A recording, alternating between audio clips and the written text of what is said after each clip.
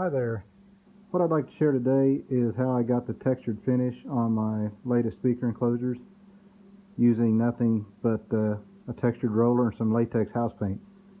To hide all the joints, you have to fill and sand them, and the enclosures were sealed with shellac before the latex went on. The MDF that these are built out of tends to swell when it gets, latex paint on it, because latex, I guess, has water in it.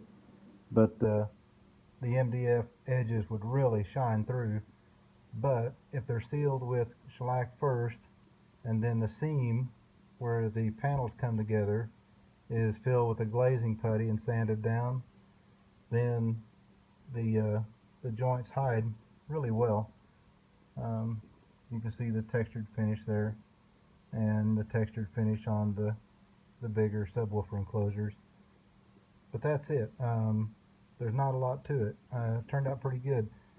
Bubbles will form if you're putting it on pretty thick. The roller, as it goes over, will form bubbles, so you have to be real gentle and go back over it. Just let the weight of the roller go over the surface, and it will pop the little bubbles, and you'll get a lot better finish.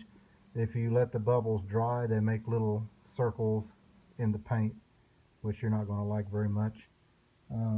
The items used: this roller was purchased for, I think, $5-7 from Amazon. It was cut down to size. I cut it down to fit one of these smaller applicators. Sorry about bumping the camera. The paint is from Walmart, called Color Place exterior. The shellac used to seal the enclosures is, you get it from it's Zinsser. You can get it like Home Depot, Lowe's, places like that. Sandpaper. All the joints and edges were, after they were sealed, were sanded with 180. This is the filler for all the screw holes and to fill the seam in, so the seam is hidden. Any other scratches or dents in the MDF can be filled. You have to put that stuff on really thin or it will crack out on you.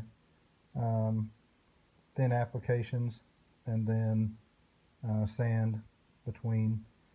But if you don't fill the seam, you'll be able to see it come through the textured paint. So you can kind of see there. And by the way, multiple layers of the textured paint won't hide anything. It just telegraphs whatever imperfections in the surface right through the paint. So there you go. That's my orange peel paint job on speaker enclosures, and that's the stuff it took to get there. Take it easy.